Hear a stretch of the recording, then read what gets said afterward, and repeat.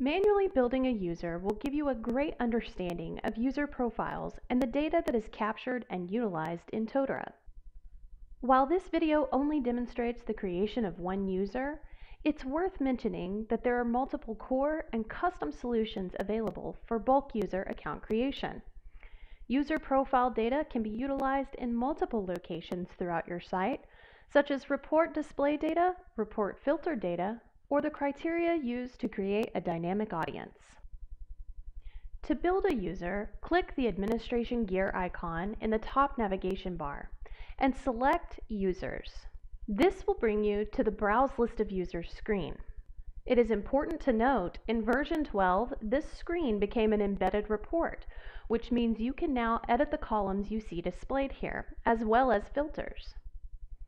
Click the Add a New User button. Enter a username.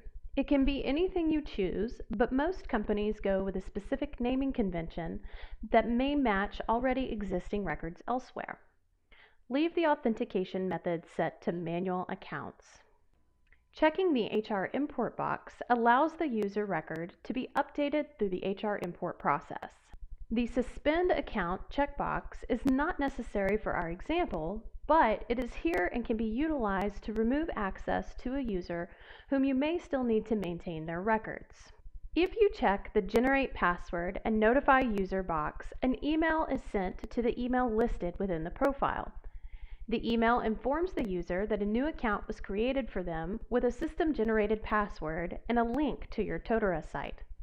If you add the password manually, you will need to provide it to the user. The default password policy is a minimum of 8 characters, 1 uppercase, 1 lowercase, 1 number, and 1 symbol. You can edit these if desired by editing your administrative security settings. Selecting the Force Password Change box will prompt your user to change their password on their first login, also adhering to the same password policy. Next, complete first name, last name, and email address. Email display and format will be left at default for our example. However, you may choose another option for your users. You can also add the city or town. Next, select the user's country, time zone, and language. Our site is defaulted to United States Central Standard Time with an additional default to allow users to edit their own time zone. The time zone is especially important if your site will include scheduled seminar activities to ensure that correct event times are displayed to your users.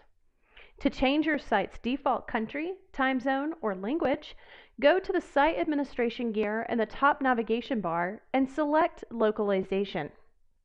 From the initial localization screen, you can use the sub-navigation menu, typically located on the left side of your screen, to switch between language and local administrative settings. Adding a description and picture are completely optional, and the user can update them on their own. All profile fields can be fully utilized in reports and audience building. However, some can be hidden if you find them irrelevant. To do this, go to the Administration gear icon, Permissions. This will default to the User Policies screen. Locate Hide User Fields.